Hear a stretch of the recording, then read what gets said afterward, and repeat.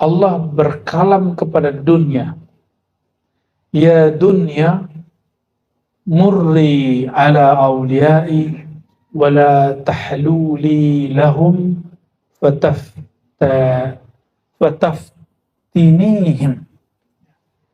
Wahai dunia, jadilah pahit bagi kekasihku dan janganlah pernah manis untuk mereka, karena jika engkau manis bagi mereka, engkau akan menjadi fitnah bagi mereka, menjadi ujian bagi mereka. Ini kalam Allah ke dunia, ya.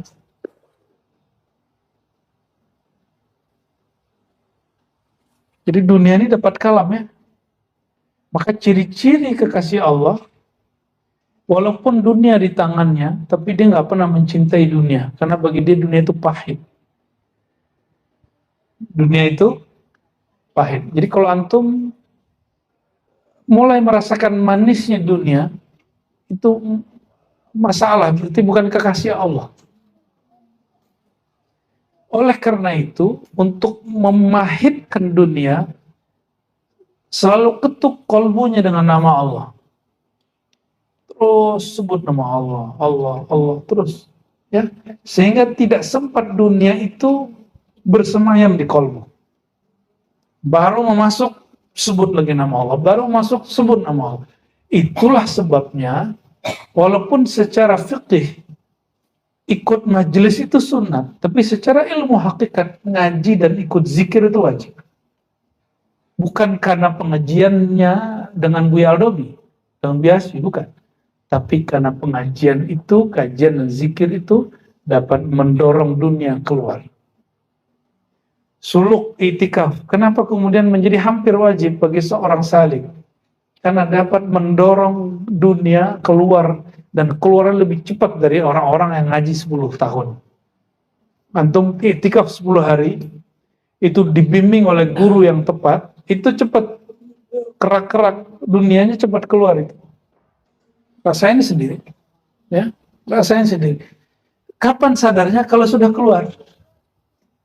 Kalau sudah keluar baru berasa, oh gini doangnya dunia ya gitu. Baru terasa kalimat dalam Al-Quran, wala dzikrullahi akbar. Menyebut Allah, mengenal Allah lebih besar, lebih nikmat. Ya. Ini kalam Allah kepada dunia. Jadi dunia sudah dikutuk dari para kekasihnya. Maka selevel Imam Syazili, itu beliau orang kaya, Imam Maturidi, beliau punya tanah hektaran. Kalau panen, Imam Maturidi, dia tidak bagikan untuk keluarganya dulu. Disisihkan dulu untuk semua fuqara masakin, tetangga dan teman-temannya. Maka dia sekali 3 bulan panen, dan dia bagi semuanya kepada, setiap akhir tahun dan setiap panen dia nggak wajib keluarin zakat. Kenapa? Sebelum dibayar zakat sudah habis duluan. Imam Al-Maturidi dan alhamdulillah kami pernah ziarah ke sana. Di Samarkand. Ya, di Samarkand, alhamdulillah. Nanti kalau yang beruntung ke Samarkand, ziarah ke Imam Maturidi, baca Yasin di sana. Itu amalan wiridan beliau itu. Ya, nikmat sekali baca Yasin di situ. Begitu juga Imam Syazili. Imam Syazili sebelum ke Mesir, hidupnya sangat pahit sekali, sangat berat sekali. Diusir, dikafirkan, disebut sesat. Jadi selevel Imam Syazili begitu. Disebut gila, penyihir. Akhirnya dapat titah dari Allah secara ilham. Syazili intaqil ila Misra. Pindah ke Mesir. Ketika dia masuk gerbang Alexandria, Imam Syazili ngomong di kitab Latif Ilman, dinukil oleh Imam Athaillah, Allah, ya, aku mendengar kalam di kolbuku, itu kalam Allah, ilhami. Wahai Syazili, inilah akhir penderitaanmu dan awal kebahagiaan. Disitulah sebabnya kenapa Mesir menjadi Darus Syaziliyah, negeri kampung Tarekat Syazili. Padahal dia bukan orang Mesir, ya. Alhamdulillah kami dan Buya Aldomi hampir tersesat di sana dan nggak bisa pulang. Alhamdulillah ya. Insya Allah akhir tahun kita ke Uzbek ya. Insya Allah. Silakan nambung dulu lah. Kalau nggak doanya aja yang sampai. Ahakun nas birridha, kalimat hikmah yang ketiga. Orang yang paling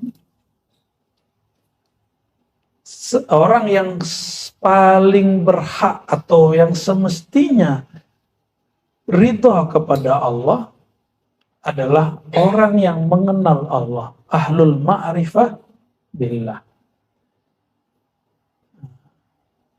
Kalau orang Islam itu mengaku kenal Allah, terus coblosan dia nggak lolos, harus ini ridho dong. Gak usah pemakzulan lah, ya. Nggak sekunang ngomong-ngomong di TV sampai berdiri-berdiri kan, ngata-ngatain orang, itu ngapain itu? Ya, nggak kelihatan pejuang orang kenal Allahnya, nggak kelihatan. Malu-maluin sebagai orang Islam. Ya. Ahakun nas birridha anillah ahlul ma'rifati billah. Orang yang sepantasnya lebih dahulu ridho kepada Allah, yaitu orang yang kenal Allah. Nabi SAW karena kenal dengan Sayyidah Aisyah, maka waktu Sayyidah Aisyah menjatuhkan gelas, piring, marah nggak Nabi SAW? Yang marah orang Syiah. Jadi teman saya orang Syiah ngomong ini, Aisyah, ada Aisyah. Hadi Aisyah. Nah, apa-apanya Aisyah? Masa dia berani buang piring depan Nabi? Kurang ajar nih bini ini. Nabinya nggak pernah marahin Aisyah. Kenapa ente marahin Aisyah? Itu rempong sendiri deh tuh, aneh tuh. Maka mu'zamur rafidah jahiluna billah wa bi rasulillah. Kebanyakan kelompok rafidah itu nggak kenal Rasulullah SAW. Ya. Kalimat hikmah yang ke-4. Nah, ini tentang ahlul Quran. Adab orang yang memikul ilmu Quran. La yanbaghi li hamil Quran, tidaklah pantas bagi orang yang memikul ilmu Quran, baik hafalan atau sejenisnya, ayakuna lahu ila makhluqin hajah, dia berhajat kepada makhluk. Itu sebabnya banyak kiai di Banten, di Madura, di Jawa tidak mau terima bantuan pemerintah. Terjemahannya gitu. Tapi kiai saya mau terima. Saya tanyalah bab ini. Jawaban beliau, kan kita nggak minta-minta, kita dikasih doang kok katanya. Oh gitu. Imam Syaroni nggak mau terima. Imam Syaroni itu kalau ada penguasa bawa duit 1 kardus tuh nggak mau terima dia, dibalikin. Tapi imam yang sebelahnya Imam Syaroni terima. Ya itu pilihan mereka. Yang penting mereka sepakat dalam satu hal. Mereka nggak minta-minta, nggak makhluk kiai proposal. Gitu. Ya, semoga tidak tersinggung dengan kalimat itu. Ya tersenggol sih nggak apa-apa. La ilal khulafa, tidak kepada para pemimpin, pejabat, faman dunahum, apalagi pengusaha ataupun di bawahnya. Yang bagi yang takuna hawaijul khalqi kulluhum ilaih, ya. Justru sebaliknya, orang yang kenal Allah, memikul ilmu Quran, hajat makhluklah yang datang ke dia. Maka kita lihat setiap musim-musim politik banyak calon stres datang ke ustadz, ke kiai kan, minta restu. Ada orang minta didoain jadi apa gitu ya. Tapi ya begitu deh. Datangnya cuma pas mau ya urusan politik, dan itu terjadi. Jadi di zaman Imam Sya'rani pejabat-pejabat itu datang ke beliau cuma karena ada masalah. Jadi dia mulai dicurigai di istana sebagai koruptor, lalu datang ke kiai. Nanti kiai kasih wiridan biar selamat. Ya. Dulu ada presiden kita di Indonesia ini, dia undang semua mursyid-mursyid ahli zikir se-Indonesia untuk zikir di istana, supaya keluarga dia, partainya selamat. Sampai begitu. Ingin menyelamatkan manusia, keluarga dia, dalam urusan dunia, pakai amalan akhirat. Yang benar gimana? Ambil dunia untuk nyelamatin akhirat, gitu yang benar. Ambil dunia bagi-bagi gitu. Lakianya kok mau juga tuh datang, ya? Heran saya. Lam yudrik indana. Kita nggak anti pemerintah loh ya. Kita nggak anti pejabat, kita nggak anti penguasa. Kalau kita emang nggak yang nggak boleh itu kan tatruk babal umara. Kamu datang-datang begini-gini ke para umara, itu nggak boleh. Cari-cari muka. Tapi membersamai mereka boleh nggak? Maka saya husnuzon kepada kiai, habib, syekh, ulama yang membersamai para pemimpin. Kenapa kita berbaik sangka? Kalau bukan mereka yang di belakang, dukun di belakangnya. Pilih mana? Pilih mana, dukun atau kiai? Mending kiai ya. Cuma ada yang nggak kebagian, nasabnya yang disalahin. Allahumma sholli ala Muhammad. La yanbaghi li hamil al-Qur'an lam yudrik indana man adraka bi kasrati siyamin wala salatin inama adraka bi sakha'i nafsi wa salamati sadri wa nussi lil ummah. Ilmu kemakrifatan, ilmu kewalian yang kami dapat, kata Imam Sulami pada sallallahu alaihi wasallam, tidak didapat dengan banyak kuantitas ibadah, bukan dengan kuantitas ritual, tapi dengan tazkiyah dan spiritual. Lam yudrik indana man adraka, ya, atau lam yudrak, tidaklah dapat orang mencapai yang kami capai dengan banyak sholat, banyak zikir. Tapi orang akan mencapai yang kami capai bisakhain nafsi, dengan humble, easy going. Sakha ini juga bisa arti dermawan, pemurah. Maka orang-orang pelit nggak bisa masuk tasawuf, tuh nggak bisa. Ya. Maka pelit itu penyakit, obatnya bertorikoh dulu, baru nanti bisa jadi sufi. Tidak semua orang bertorikoh itu sufi, ya. Jadi jangan heran orang bertorikoh itu tengkar-tengkar tuh wajar. Jatman tuh kiai-kiainya tengkar-tengkar tuh saya maklumi. Kenapa? Karena mereka baru bertorikoh. Ya, suka nyari kesalahan orang, walaupun digelarnya mursyid apa kayak. Ya, wajar. Kenapa? Mereka mengira mencapai makom-makom ini dengan kualitas zikir 70.000, ya, sholat banyak-banyak. Dan dia lupa, itu kan amalan pribadi. Amalan yang paling hebat itu bukan amalan pribadi. Amalan mencintai umat. Sallallahu alaihi wasallam. Nabi Muhammad sallallahu alaihi wasallam. Coba perhatiin. Kalian tidak akan dapat makom kami kecuali dengan dermawan, rendah hati, easy going. Kepada siapa? Umat Nabi Muhammad. Wasalamatu sadar, tidak menyimpan dendam, sakit hati, busuk hati kepada umat Nabi Muhammad sallallahu alaihi wasallam.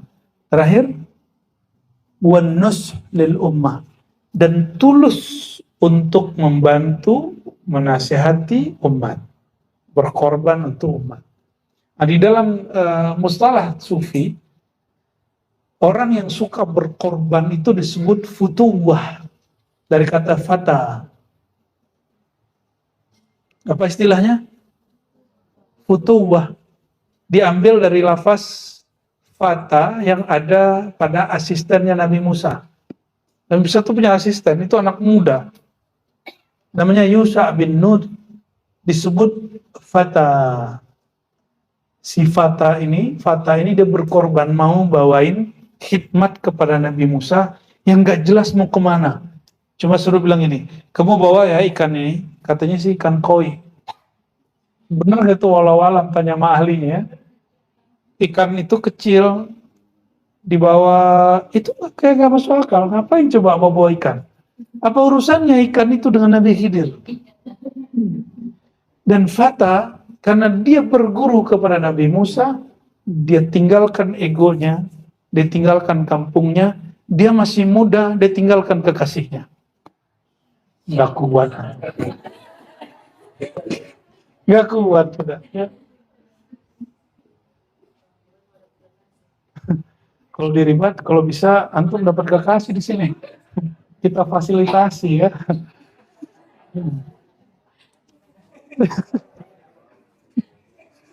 Allahumma sholli ala Muhammad.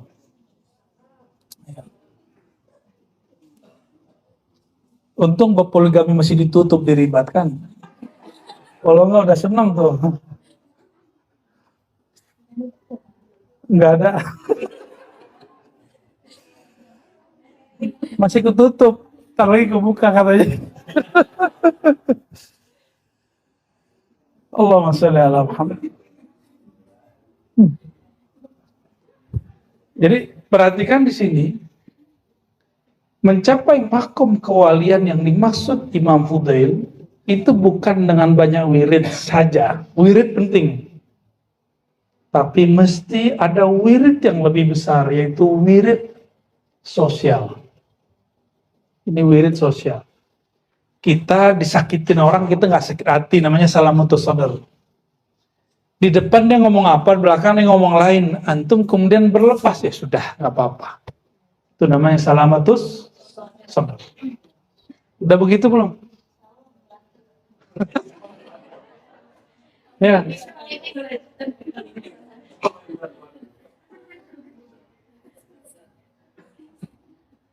Kalau salamatus sadar istri, membiarkan suami kawin lagi katanya. Enggak, ya itu jangan jadi modus ya. Lam yatazayyan an-nas bi syai'in afdal min as-sidqi wa talabil halal. Oke. Lupakan itu, candanya selesai ya. Lam yatazayyan an-nas bi syai'in afdal min as-sidqi wa talabil halal. Tidak adalah perhiasan manusia yang lebih afdol daripada dua hal saja. Satu, sidq, kesungguhan dan kejujuran kepada Allah, dan talabil halal, dan mencari nafkah yang halal meskipun sedikit. Ya. Maka guru itu senang memurid yang shadiq, meskipun amalannya dikit. Yang penting dia shadiq aja, tasdik. Ya. Dan talabil halal, murid itu kenapa nggak bisa menikmati zikir? Karena dia makannya nggak baca bismillah. Cek aja hari itu antum nggak makan pakai bismillah, minum nggak pakai bismillah, itu zikir nggak enak.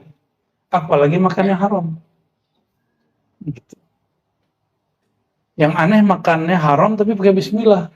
Ceritanya tuh. Ya, dihalalin. Mulai lagi nih ya. Aslul zuhdi. Nah, ini hikmah keberapa nih? 1, 2, 3, 4, 5, 6, 7. Orang kira zuhud itu membuang harta, membuang dunia. Bukan. Aslul zuhdi, inti daripada kezuhudan, intisari, intipati daripada kezuhudan apa? Ar-ridha anillah. Ridha, terima, nerimo apa yang Allah tetapkan bagimu. Itulah zuhud yang dimaksud para sufi. Jadi jangan heran Imam Syazili kendaraannya banyak dan haji setiap tahun. Ya, kenapa? Dia ridho dengan pemberian Allah yang dulu dan sekarang. Dulu sedikit, sekarang banyak. Itu dia ridho. Man arfan nas istarah. Siapa yang kenal hakikat manusia, jadi beda anas dan insan. Insan itu hakikat kita. Kalau anas manusia kebanyakan. Siapa yang kenal siapa itu manusia, istaraha. Dia akan rehat. Manusia sifatnya apa? Pelupa. Benar nggak? Ini orang ngaji-ngaji begini jangan dikira benar semua ini. Ya. Benar nggak? Ya, karena dia ngerasa nggak benar maka dia ngaji gitu. Begitu nggak? Jadi nanti antum jangan ngomong gini, masa murid tarekat begini? Jangan begitu. Justru karena dia murid tarekat, dia baru murid maka dia begitu. Ya. Hatta dia jadi seorang mursyid, karena dia seorang manusia, pasti ada celah begitu. Kecuali guru antum nabi. Nah, banyak murid menuntut gurunya jadi nabi. Banyak murid menuntut gurunya jadi malaikat. Benar nggak? Masa si guru begitu? Kata si murid, lah ente aja yang jadi guru. Nah, nggak begitu kalau kita berguru. Guru itu bukan malaikat, dia seorang manusia. Istaraha. Murid ketika datang ke guru, guru juga memandang begitu. Kok kadang muridnya begini, kadang muridnya begitu. Ya guru sudah paham, wajar kan dia manusia, dia bukan malaikat. Ya. Kata Buya Aldom ini, amalkan zikir ini pada sholat. Iya diamalin sekali 15 hari gitu. Ya diamalum itu. Yang penting jujur. Nah, apa itu? Ada yang jujur itu.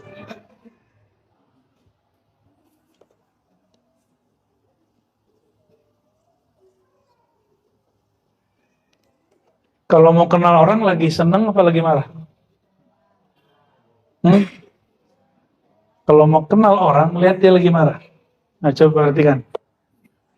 Inni la a'taqid ikha'a ar-rajul fi ridha. Menurutku, kata Imam Fudail, persaudaraan itu tidak hanya dalam bab yang senang-senang. Walakinni a'taqid ikha'ahu fil ghadab. Perhatikan dia saat marah. Apa yang dia kalamkan, apa yang dia katakan. Barulah ketahuan dia saudaramu atau tidak. Ya. Gimana? Sudah ketemu teman begitu? Lagi marah pun dia masih bisa jaga. Gitu. Dia marah, dia mungkin kata-katanya nyakitin, tapi dia masih bisa jaga. Bisa nggak begitu? Ya. Gampang, ini naikin dikit. Bukanlah guru itu pas lagi sedang-sedang ngaji gini, lihat guru lagi marah, marahnya ngapain? Marahnya urusan ma'rifatullah atau urusan ego dia? Kalau guru marah ego dia nggak masuk, bukan guru sejati. Dia bukan mursyid kamil, mursyid naqis. Ya, na'udzubillah min dzalik ya.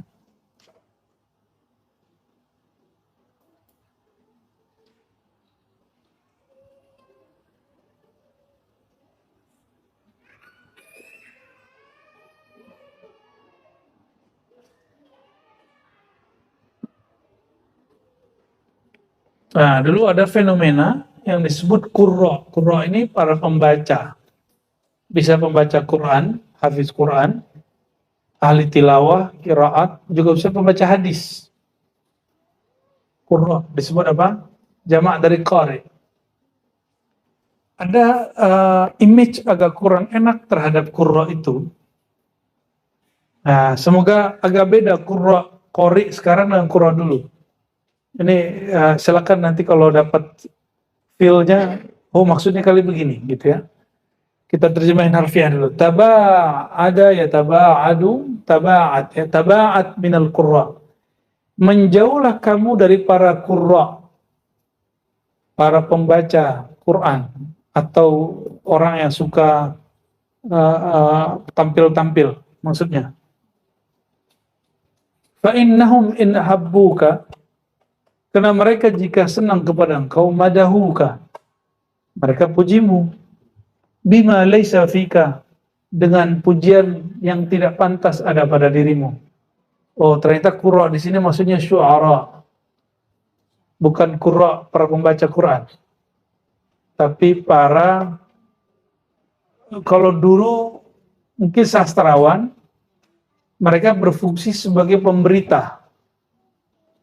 Sekarang boleh kita sebut wartawan. Buzzer. Bisa juga tuh ya. Benar juga tuh. Iya, ada kemarin buzzer puji-puji Jokowi, sekarang benci banget sama Jokowi kan. Kita bingung itu ya. Kayaknya nggak ada kucuran dana lagi kayaknya. Kayaknya begitu sih. Ada yang dulu kalau ketemu cipika-cipiki, sekarang hantam-hantaman. Ya, nyalon lagi ya. Allahumma sholli ala sayyidina Muhammad. Nggak ada yang abadi ternyata. Kalau mereka si buzzer ini, nah ini mungkin lebih pas nih buzzer ini. Buzzer yang nyamar jadi wartawan,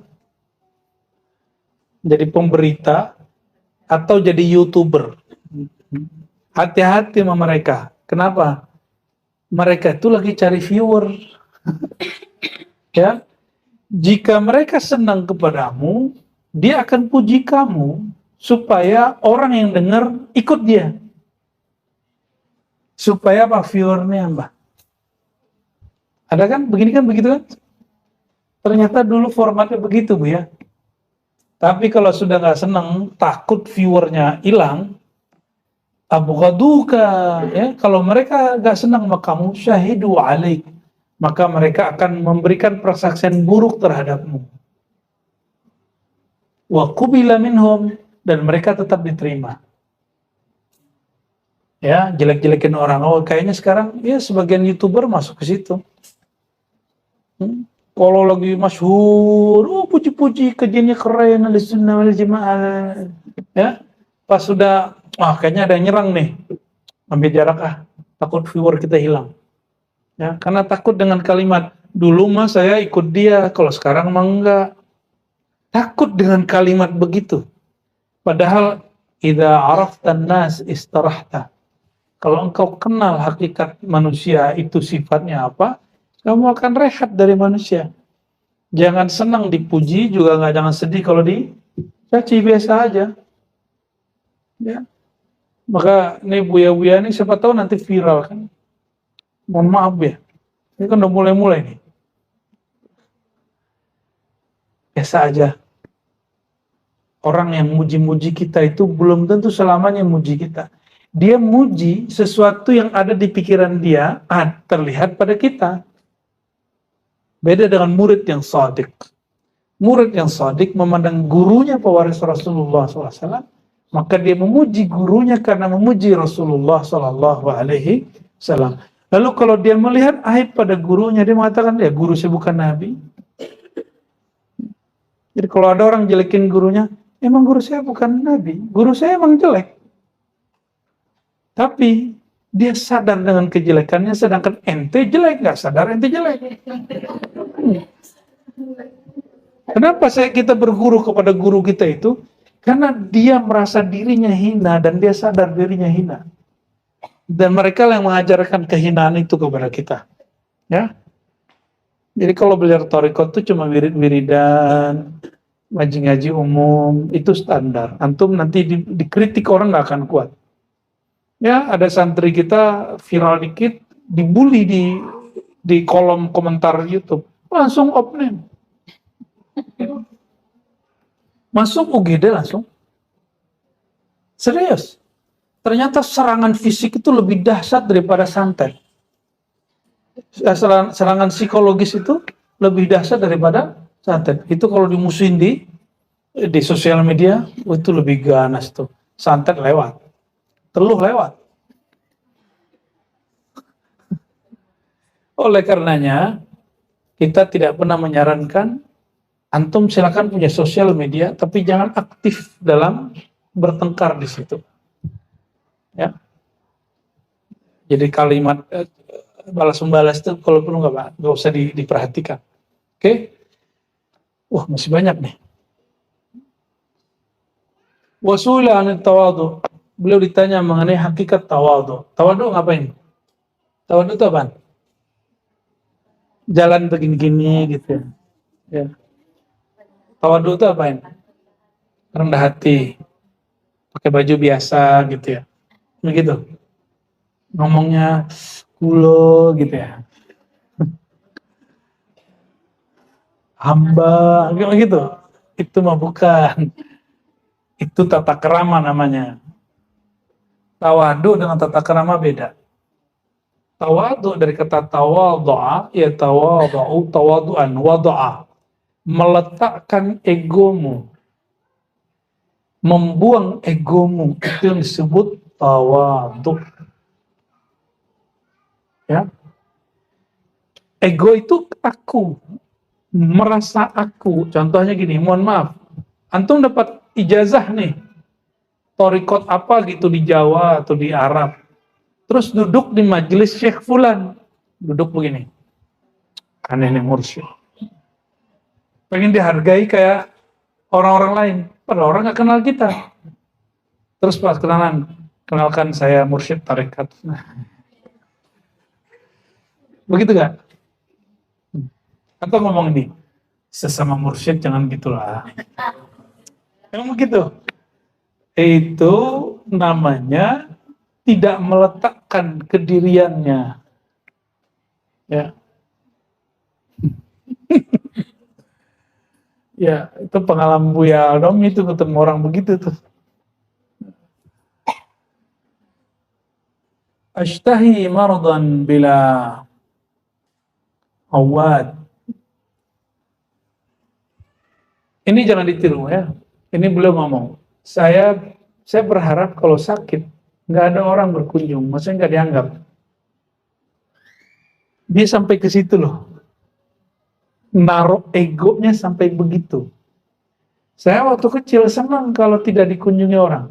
Tapi pas sudah mulai kuliah, sakit, nggak ada orang juga, sedih. Oh, berarti kita ngerasa diri kita penting ya toh? Ketika sakit, teman dekat nggak datang, ngamuk bukan main. Nggak mau lagi temenan sama dia. Ada jamaah kita yang begitu juga. Orang tua dia meninggal, nggak datang orang itu takziah. Akhirnya mereka musuhan. Kamu ini kebangetan, masa orang tuaku datang, kamu nggak datang? Teman apaan kamu itu? Gitu ngomongnya. Sampai hari ini mereka nggak baikan.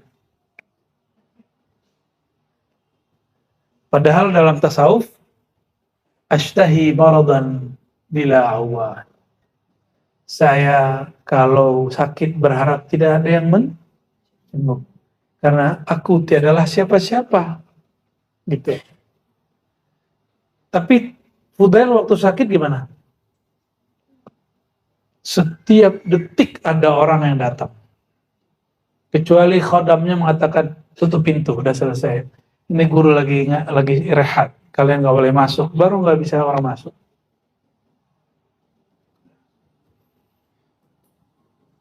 Pengen disowanin ya? Ya. Bener nggak? Ada nggak berpikir saya tuh pengen disowanin orang gitu? Penting amat ya. Ya. Nah inilah yang kemudian diabadikan dalam sebagian orang menjaga yang dia sebut adat. Hati-hati. Dia mengatakan ini loh adat, tata krama adat. Ternyata hanya tata krama menjaga ego. Dan itu kejadian loh, ya. Apalagi di kampung-kampung yang menganggap dirinya beradat.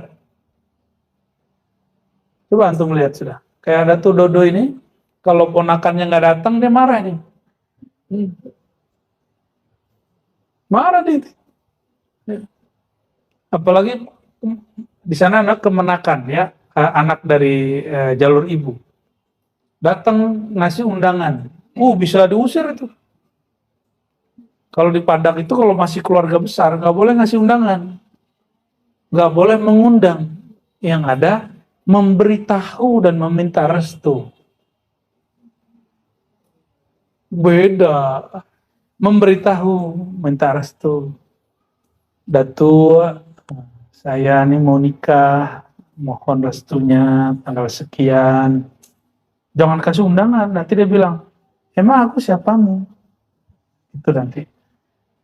Tapi adat justru kemudian melanggengkan keakuan daripada tetua-tetua. Benar nggak? Nah inilah yang menjadi problem di kampung yang beradat. Ya. Padahal adat, hakikat adat itu syariat. Seharusnya orang nggak begitu. Seharusnya. Ya. Wah ini kayaknya kita kena semua ini. Hikmah keberapa ini? 13. Nomornya 13 lagi, horor. Inna fikum khoslatain. Ada dua hal yang ada pada kamu dan itu bagian daripada kejahilanmu. Jahal dalam bahasa Arab itu bisa berkaitan sesuatu yang menjatuhkan marwah. Menjatuhkan apa? Marwah, tahu marwah? Harga diri. Apa itu? Ad-dhahku min ghairi ujubin. Min ghairi bukan ujubin, ajibin. Kalau ujub lain. Ajibin. Tertawa padahal tidak unik. Gak menarik ketawa. Itu orang ngapain tuh? Bukan. Ini satu yang gak menarik tapi diketawa gitu. Bukan ngenyek. Jadi saya setelah pulang dari suluk, saya ngeliat ada orang nonton lawakan di TV. Saya bingung, apa sih yang lucu?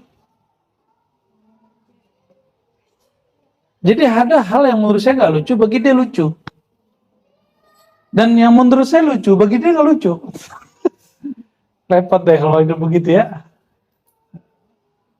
Maksudnya gini, mengagumi sesuatu yang tidak perlu dikagumi. Takjub kepada sesuatu yang tidak perlu ditakjubi. Itu yang maksudnya ad-dhahak min ghairi ajib. Bukan ngenyek, bukan. Bahasa Arabnya beda. Idhaq kalau ngenyek itu ya. Wa tasabbuh ay naum fi awalin nahar min ghairi sahrin. Bangun subuh hari tapi tidak tahajud malam hari atau tidak witir malam hari. Tidak bangun sejenak di malam hari. Itu bagian dari kejahilan. Yang pertama, jahil menurut manusia. Yang kedua, jahil menurut di sisi Allah Subhanahu wa ta'ala. Man azhara li akhihi 14 al-wudda wa safa'a bilisanihi wa admara lahu al-adawata wal baghdha'a la'anahu Allah fa'asammahu wa 'ama basirata qalbihi. Siapa yang menzahirkan cinta kepada saudaranya tapi membatinkan permusuhan, la'anahullah. Allah kutuk dia. Allah butakan matanya, Allah tulikan telinganya. Maksudnya nggak peka. Itu pengkhianat. Maka pengkhianat itu wajar nggak punya kepekaan sosial. Ya, walaupun kemudian sudah jadi public figure. Man azhara li akhi wa qala fi qawlihi tabaraka wa ta'ala inna fi hadha la balaghan liqaumin 'abidin. Ini nomor berapa? Surat Al-Anbiya ayat 106. Ayat inna fi hadha, sesungguhnya pada hal ini la balaghan, terdapat terdapat penyampaian bagi kaumin 'abidin, kaum yang ahli ibadah. Siapa yang disebut ahli ibadah? Alladzina yuhafizuna 'ala salawatil khams, yang menjaga salawat 5 waktu. Jadi siapa bilang sufi enggak salat ya? Kana yuqal, nomor berapa?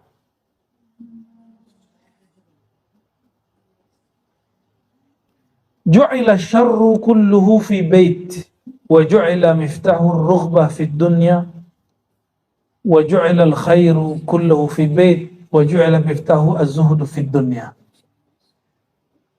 Jadi kalau mau sukses dimulai dari dunia, mau gagal dimulai dari dunia, mau kalah dimulai dari dunia, mau menang mulai dari dunia. Sorry ya, terjemahannya bukan dunia, lebih pasnya.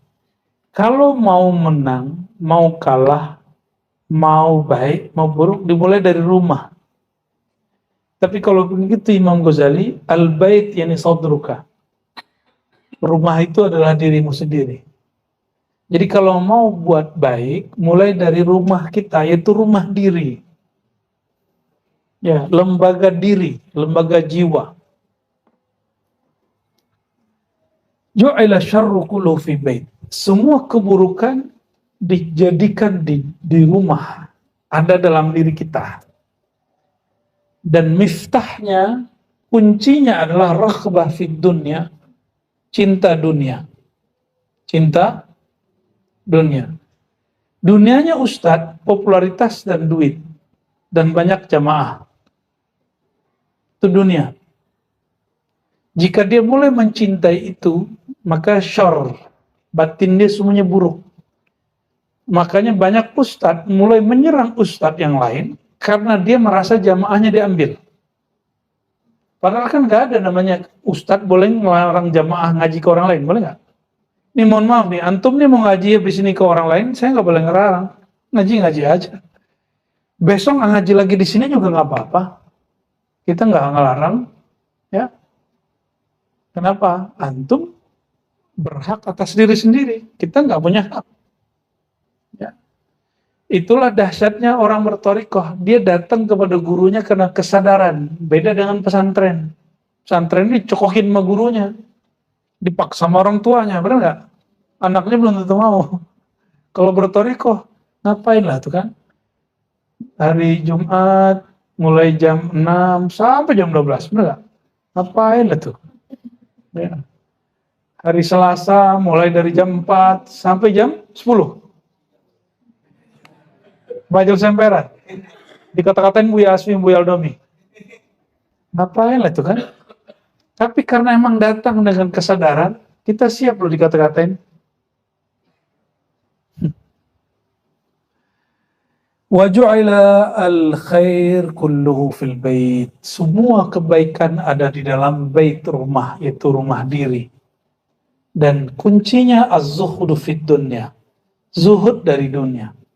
Maka sebelum jadi orang hebat, jadi pejabat, jadi ustadz, belajar zuhud dulu. Maka kholwat itu mengajarkan kezuhudan. Kita punya tabungan, tapi kita makannya dikit-dikit. Walaupun cuma 10 hari lumayan lah ya. Tiap tahun, kalau bisa di bulan-bulan tertentu kita buat lagi latihan zuhud sebenarnya. Ya. Insya Allah kita akan istiqomah untuk buat program suluk. Insya Allah. Karena itu bagian dari trilogi ribat. Ribat pertama apa? Al-ilm, ngaji. Berilmu gak diamalin, gak masuk. Maka mengamalkan ilmu pada bab talqin. Talqin itu wama walah.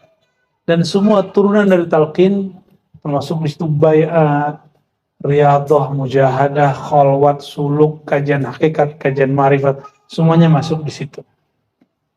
Ya. Baru yang terakhir, khidmat. Boleh nggak mulai dari belakangnya? Boleh. Saya khidmat dulu. Wah itu keren itu. Karena itu paling berat itu. Mulai dari khidmat berat. Orang disuruh zikiran mah kuat. Antum khidmat. Khidmat itu yang disebut futuwah. Dia mengorbankan dirinya, hartanya, jiwanya untuk perjuangan. Itu namanya futuwah. Maka orang yang sudah tua tapi berkorban, dia futuwah, dia pemuda. Ente muda tapi nggak mau berkorban, ente tue. Tue dan sue.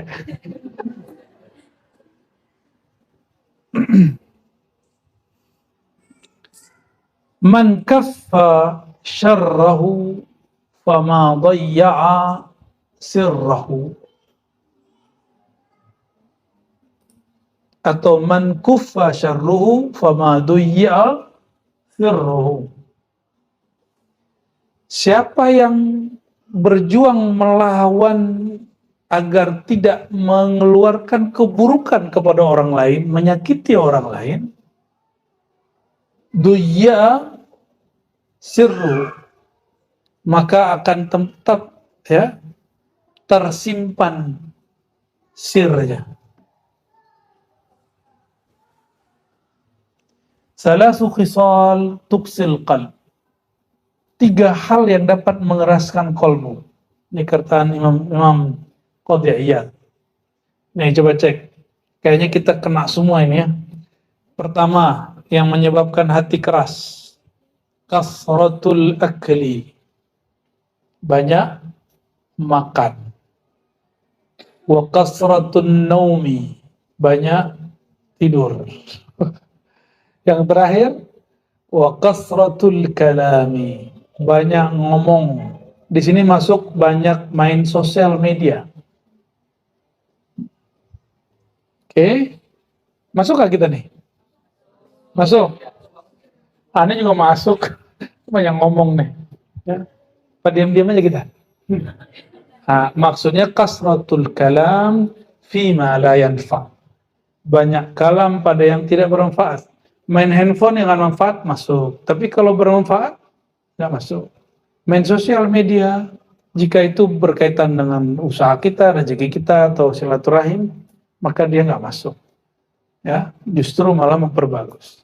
Oke, jadi kita juga nggak melarang orang bermain sosial media. Ya, ada kawan saya sok-sok Islami, anaknya dilarang pakai handphone.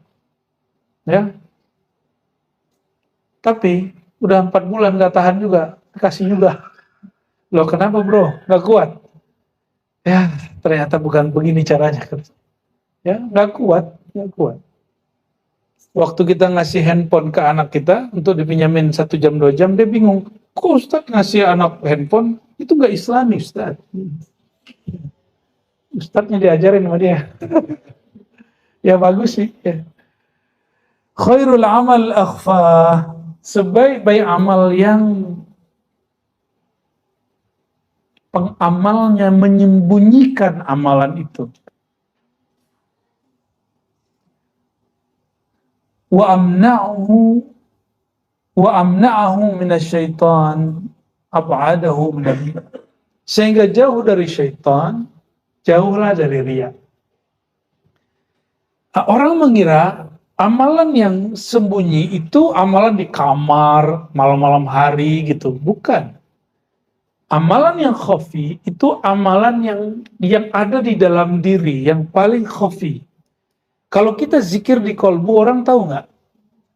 Ya, kalau kita diam doang, paling kita dibilang tidur sama orang. Ya, tidur nih kayaknya, padahal dia lagi zikir. Kecuali antum pegang tasbih, baru kelihatan sama orang, oh lagi zikir nih. Gitu. Jadi sebaik-baik amal yang disembunyikan, yang khafi. Kenapa? Karena sangat aman dari riya. Ada ungkapan dalam riwayat Imam Baihaqi, khairul dzikr al-khafi. Sebaik berzikir yang dikhafikan. Kabar gembiranya, suluk itu latihan zikir khafi dari awal masuk sampai selesai.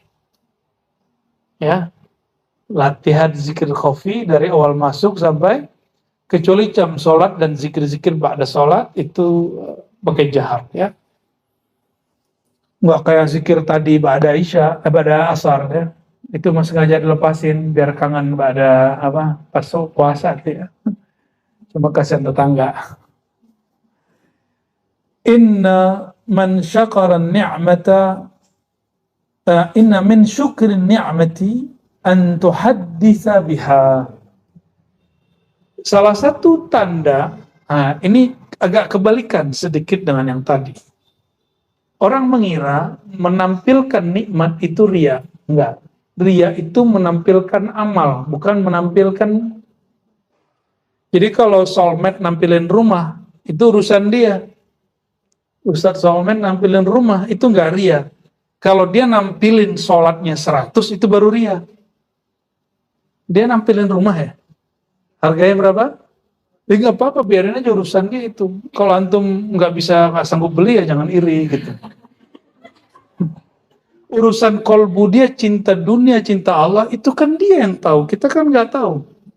Kenapa tidak berbaik sangka? Semoga itu tanda dia bersyukur nikmat kepada Allah. Selesai itu. Nggak usah repot-repot amat mikirin orang. Ya.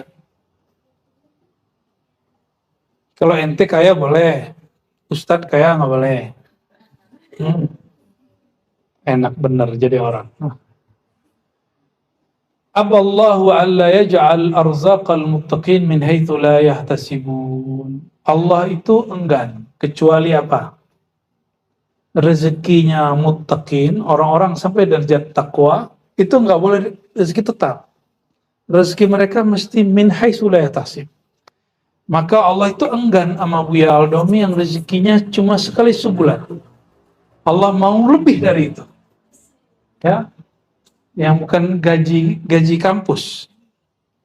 Coba lihat aja nanti. Akan muncul masa-masanya orang-orang sampai derajat takwa, rezekinya bukan lagi yang tersurat. Tapi rezeki-rezeki yang datang dari mana-mana. Ya. Insya Allah. Kalau sudah begitu, dia nggak jadi budak jadwal lagi. Kenapa? Ternyata rezeki bukan pada jadwal. Dia bukan jadi budak viral lagi. Karena rezeki bukan pada viral. Ya, bukan pada manggung lagi. Karena Allah yang maha merezeki, kasih rezeki pada yang manggung atau tidak manggung. Orang berjadwal dan tidak berjadwal. Orang viral dan tidak viral. Ya. Dua lagi. La amala liman la niyatalah wa la adra liman la hisbatalah. Tidak ada amalan, tidak dinilai beramal orang yang tidak berniat karena Allah. Wala ajra liman la hisbatalah. Tidaklah dapat balasan dari Allah orang yang tidak mengharapkan ridho dari Allah. Ya. Kalau mengharapkan ridho, maka dia pasti perhitungan. Nah, maka kalimat mencari ridho di Quran dan di hadis sering menggunakan kata hisbah. Ya. Hisbah itu dari hasabah, berarti dia memperhitungkan amalannya. Amalannya itu bukan main-main gitu, dia serius. Ya. Maka tidaklah Allah kasih reward satu amalan jika orang beramal ini tidak memperhitungkan amalannya apa. Tuba liman istauhasha minan nas wa anisa bi rabbih wa baka ala khati'atih. Nah, ini yang terakhir penutup.